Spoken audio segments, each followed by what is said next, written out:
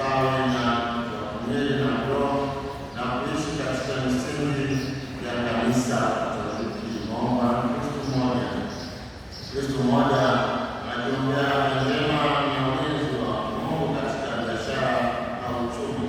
Kristo mmoja akiombea kwa Mungu kwa ajili yote, kwa yale yote magumu na msongo katika maisha yapate kuondoka. Kristo mmoja anaomba Mungu amwambie katika kesi na mkabili mahakamani ili isikilizwe kwa haki na hatimaye mali yake irudishwe mkononi mwake. Kwa maombezi ya Bikira Maria tunamwombea uponyaji wa Mungu mama yao mpenzi, apone na kuendelea na shughuli zake za kila siku na watoto wake. Familia ya Bikira Maria tunamshukuru Mungu kwa neema na baraka anazojalia na wanazidi kuomba ulinzi wa Mungu kwenye familia yao. Kwa maombezi ya Bikira Maria anaombea familia ya Ayubu kuendelea kusimama imara katika imani ya kanisa la Watakatifu. Tunaomba na familia yao Kristo.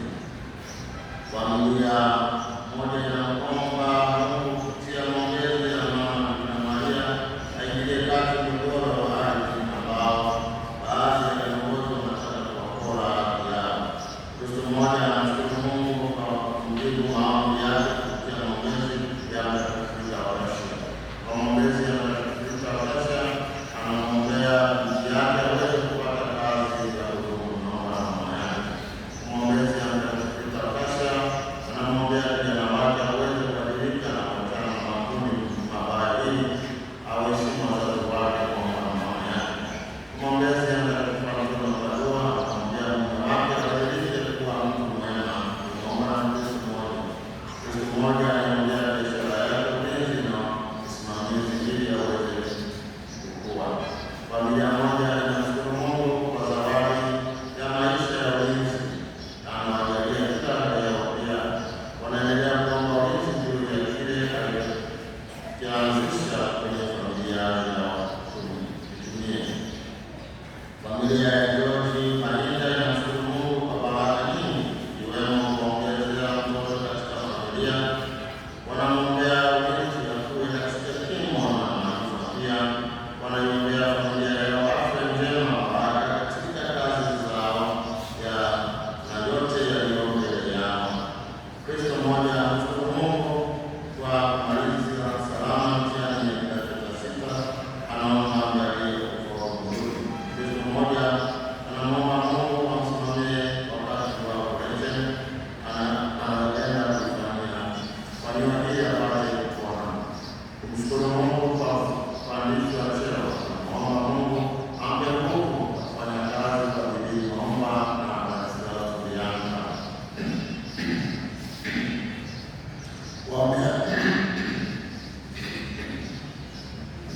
kuombea marehemu Helena Antoni, Blavalenus, Nelius Nyauru, Marcelina Mtagilayo na Admiral Antoni naomba na Stanislaus Bianca.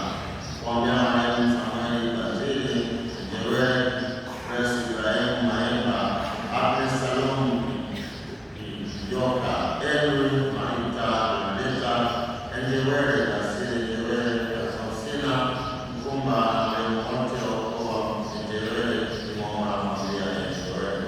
Kuombea marehemu Wina Mayomela, Lamha Mayomela, Godfrey Mayomela, Teonora Mayomela, Mariama Karena, Kodi Fadhili Ukopa na marehemu wote waokoa Mayomela na Ukopa naomba na familia ya Njewele. Kuombea marehemu Melkio Sipriani Mbike, Kurban Kamkuma, Veronica Mwilenga, Juliana Mwilenga na Paulo Mwilenga naomba na Kristo mmoja. Kumwombea marehemu Melina naomba na Kristo mmoja. Kumwombea marehemu Paulo Kazungu naomba na familia yake. Kumwombea marehemu Paulina Dini naomba na Yohana Sita. Kumwombea marehemu James Stambuli, Joseph Mafuta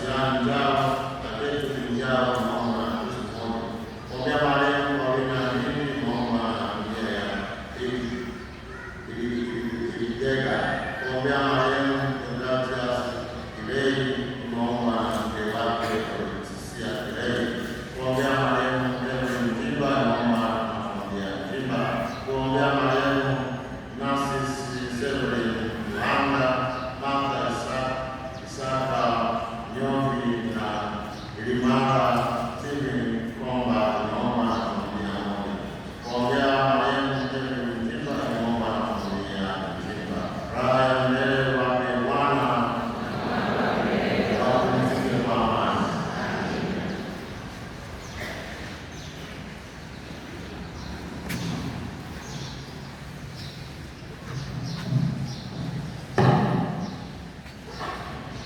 Simame.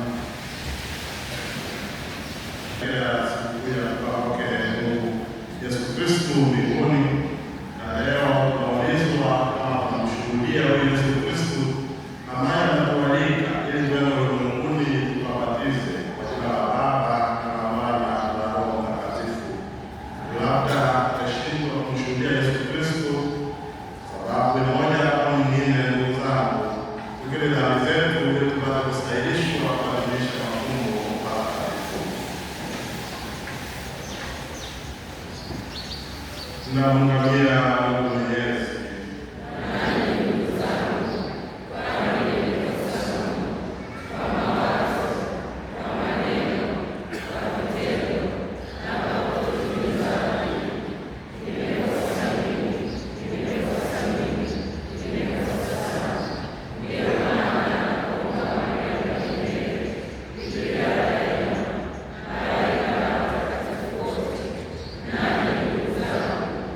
Amen.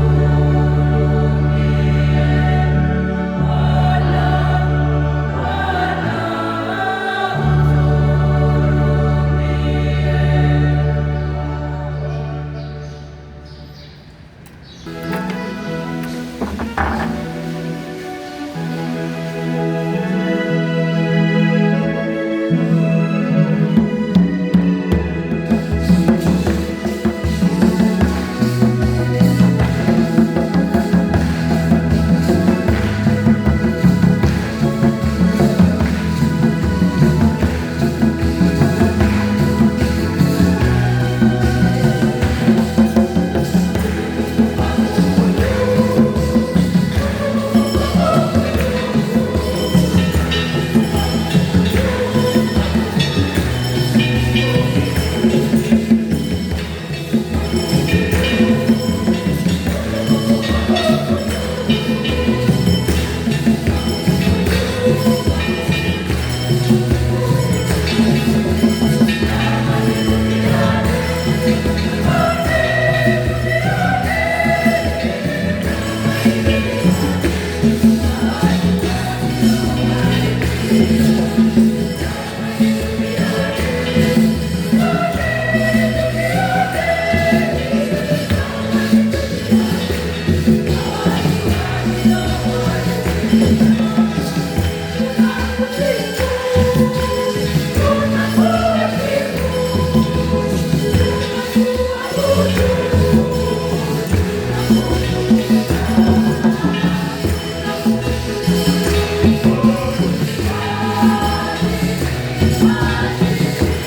you.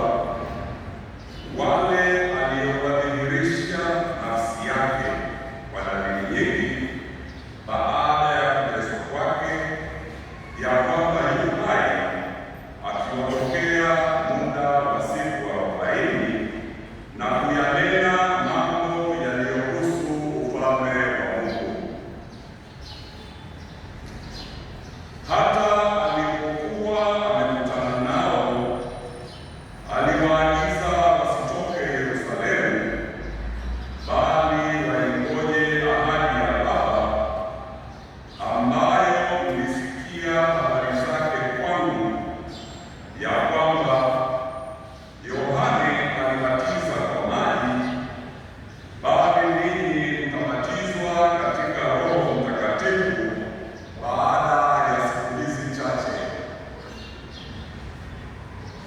Basi walipokutanika wakamuuliza wakisema, Je, Bwana, wakati huu ndipo unapowarudishia Israeli mfalme? Akawaambia, si kazi yenu kujua nyakati wala majira Baba aliyoyaweka katika mamlaka yake mwenyewe, lakini mtapokea nguvu akiisha kuajilia juu yenu Roho Mtakatifu, nanyi mtakuwa mashahidi wangu katika Yerusalemu na katika Uyahudi wote na Samaria, hata miisho ya nchi. Akiisha kusema haya, walipokuwa wakitazama, akainuliwa, wingu likampokea kutoka machoni pao. Walipokuwa wakigaza macho mbinguni, yeye alipokuwa akienda zake, tazama, watu wawili wakasimama karibu nao, wenye nguo nyeupe, wakasema, Enyi watu wa Galilaya, mbona mmesimama mkitazama mbinguni? Huyu Yesu aliyechukuliwa kutoka kwenu kwenda juu mbinguni atakuja jinsi hiyo hiyo mlivyomwona akienda zake mbinguni.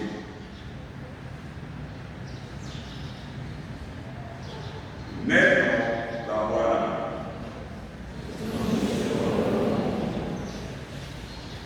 Wimbo wa katikati, kitikio: Mungu amepaa kwa kelele za shangwe, Bwana kwa sauti ya baragumu. Haleluya!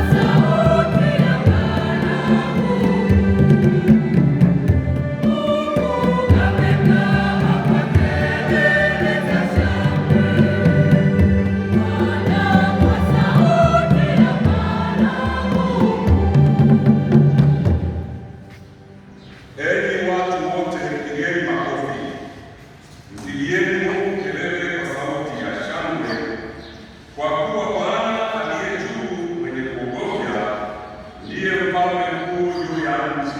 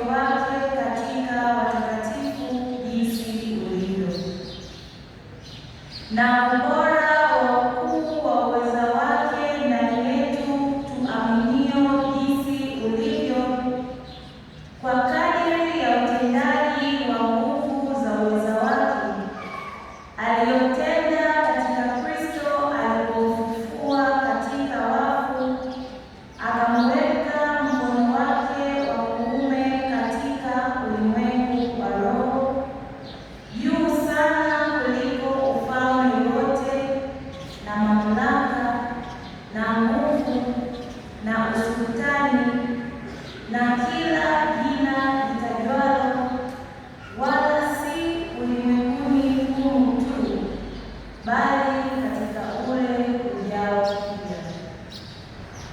Akavitia vitu vyote chini ya miguu yake, akamweka awe kichwa juu ya vitu vyote kwa ajili ya kanisa, ambalo ndilo mwili wake, ukamilifu wake, anayekamilika kwa vyote katika vyote. Neno la Bwana.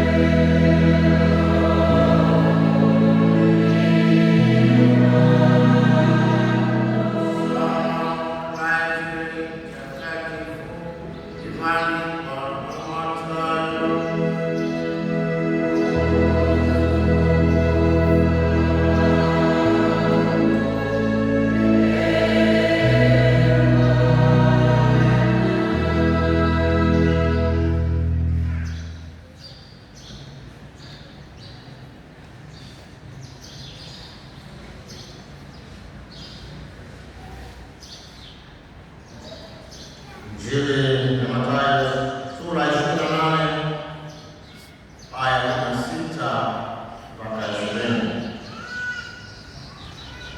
Wale wanafunzi 11 walikwenda Galilaya mpaka mlima ule alioagiza Yesu, nao walipomwona walimsujudia, lakini baadhi yao waliona shaka. Yesu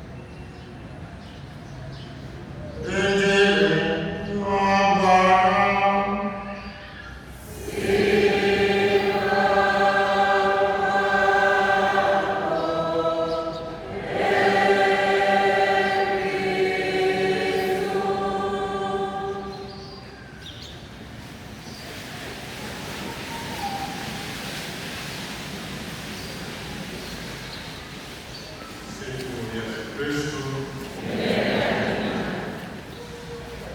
Ndugu taifa la Mungu, tunasherehekea kupaa kwake Bwana Yesu Kristo mbinguni. Msikia vema kabisa masomo yetu ya kwanza kutoka katika Matendo ya Mitume sura ya kwanza aya ya kwanza hadi 11. Somo la pili kutoka katika barua ya Mtume Paulo kwa Efeso sura ya kwanza aya ya 17 hadi 23. Na Injili tumesikia kutoka katika sura ya 28 aya ya 16 hadi 20. Somo la Matendo ya Mitume ni mwendelezo wa Injili ya Luka kwa sababu mwandishi ni mmoja.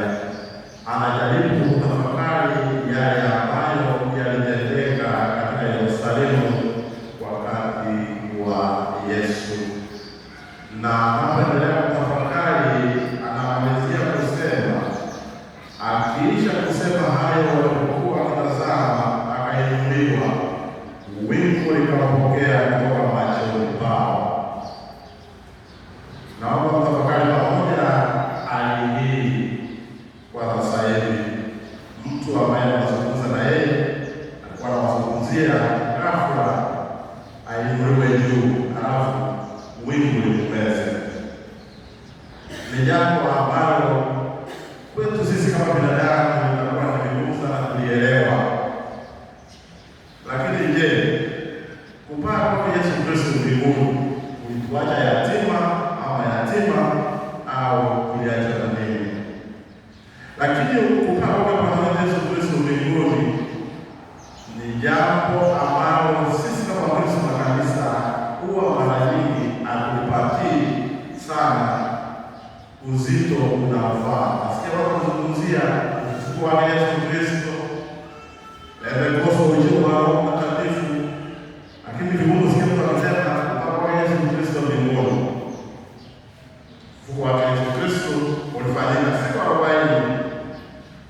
Kupaa kwa Yesu Kristo ulifanyika siku 40 baada ya kufa kwake. Ili kwa sababu katika hizo siku 40 Yesu Kristo alikuwa anawaandaa wafuasi wake. Alikuwa anajionyesha kwao kwamba niliyekufa nimefufuka. Lakini pia kwa kwamba mimi sitakaa nanyi daima, lazima niende mbinguni. Ni sikukuu ambayo ina utukufu kwake Yesu Kristo. Lakini swali ni je, Yesu Kristo alipaa kwenda wapi? Kuna wengine wetu tunajiuliza, alipaa akaenda kwa mwezi kama watu wengine wanakwenda, ama alienda wapi? Kristo kuinuliwa mbinguni ni kwa nguvu zake mwenyewe mbele ya wafuasi siku 40 baada ya kufufuka.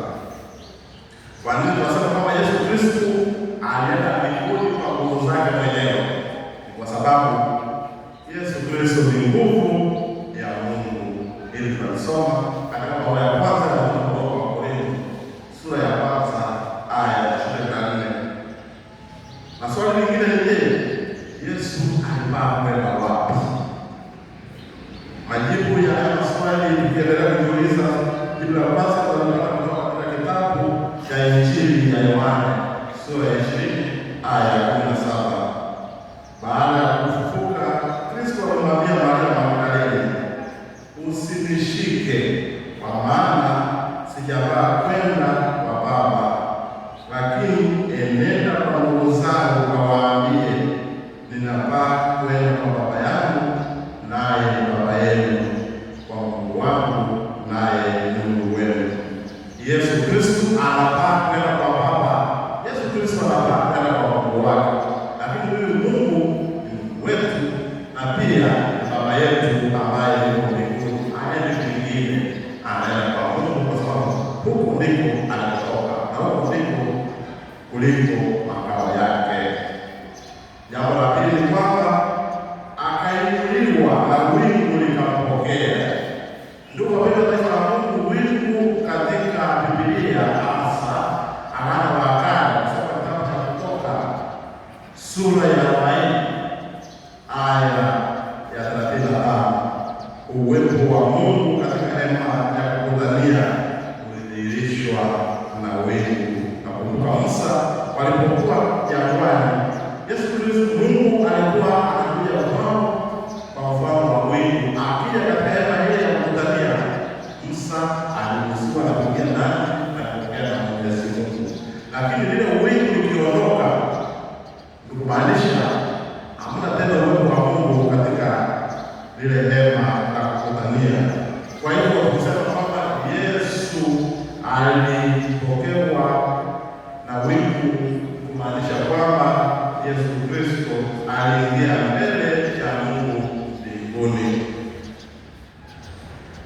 Taifa la Mungu hapa tunasherehekea kuingia kwa binadamu katika utukufu wa Mungu. Kwa nini? Kwa sababu Mwana wa Mungu alipokuja ulimwenguni alizaliwa na binadamu.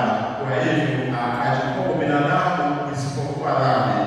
Lakini katika kupaa kwake mbinguni ni kumaanisha kwamba amemaliza ubinadamu wetu mbinguni.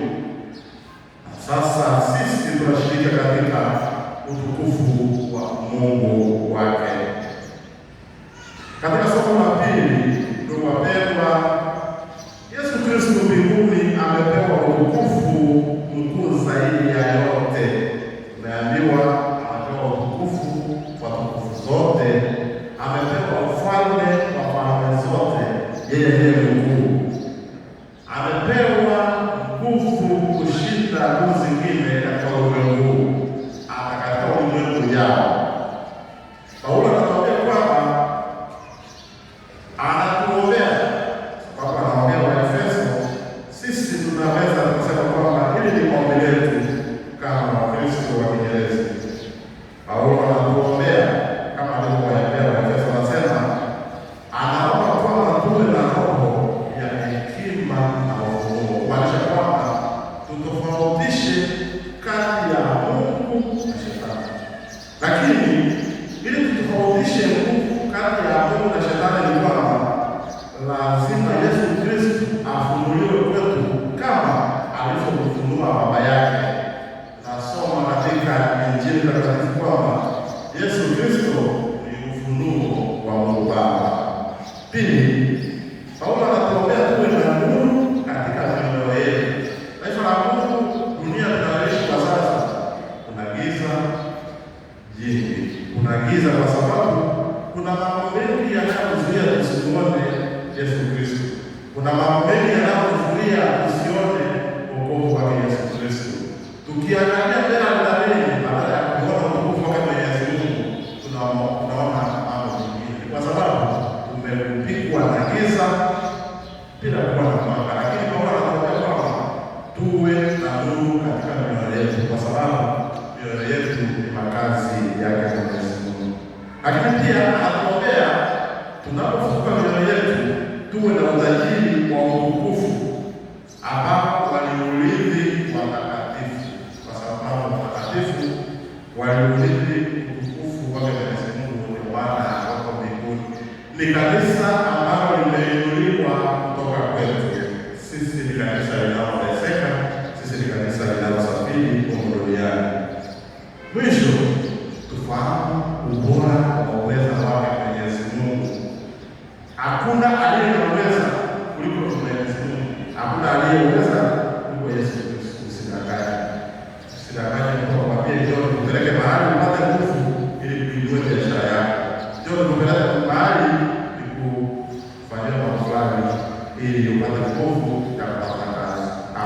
Piga magoti mbele ya Mwenyezi Mungu, naye Mungu atakufungua. Utaona utukufu wake Mwenyezi Mungu. Mwisho, katika Injili yetu ya leo tunaambiwa kwamba baada ya ufufuko, kusoma hiyo sura hiyo aya ya 10, Yesu aliwaambia wafuasi wake, msiogope, enendeni mkawaambie ndugu zangu waende Galilaya, ndiko watakakoniona. Ndugu wapendwa, msiogope, njooni kwa Yesu Kristo. Huko ndiko mtakapopata majibu ya shida zenu, matatizo yenu na kadhalika.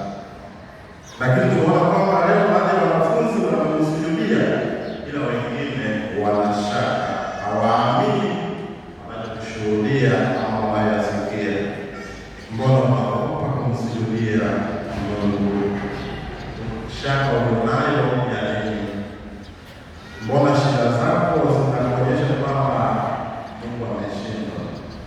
ashindi na lolote. Tunalohitaji ni kumulilia kila mara bila kuchoka, kwa sababu Mungu anajua paradiso yetu, ila anataka sisi wenyewe tunataka kwake ili afanye jambo na tupate majibu. Sikia, Yesu anazungumza nawe, anakuambia kwamba basi baada ya yote nendeni mkawafanye mataifa yote kuwa wanafunzi. Katika shughuli zetu za kawaida za kila siku, ni mambo gani tunayoyafanya? Ni mambo gani tunayozungumza? Ni nini tunachokiona?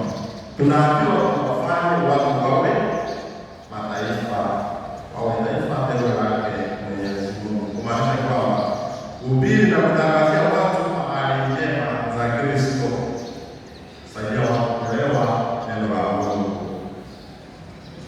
Kama lazima uwe na mazungumzo na mwenzako, mazungumzo yako yawe ni mazungumzo ya wokovu wake Mwenyezi Mungu, mazungumzo ya toba, upendo, imani, utiifu wa Mungu, msamaha.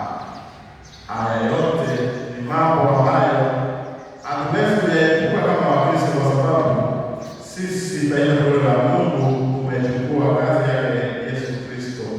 Sisi ni Wakristo, kama ni Wakristo lazima tuhubiri msamaha, tuhubiri toba, upendo, utiifu na kadhalika, na pia kumshuhudia Yesu Kristo pale popote ulipo. Usiogope kuongea maneno ambayo Yesu Kristo anakujalia, kwa sababu unaposema kwamba nimefanikiwa kwa sababu ya Yesu Kristo, kuna wale ambao hawaamini, wanaona kweli au wanajua wanachokiamini, kwa sababu wengine wetu tunaogopa kuzungumza mema ya Mungu.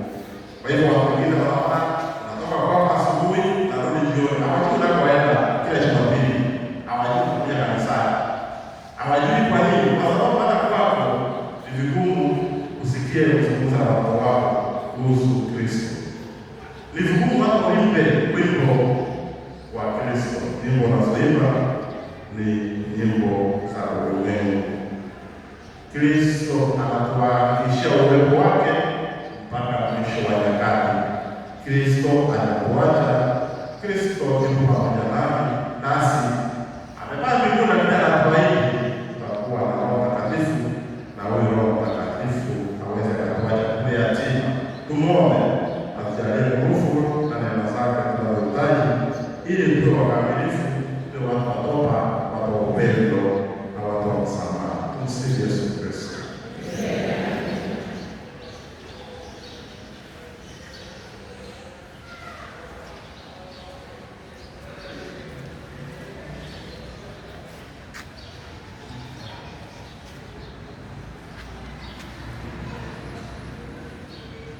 Nasali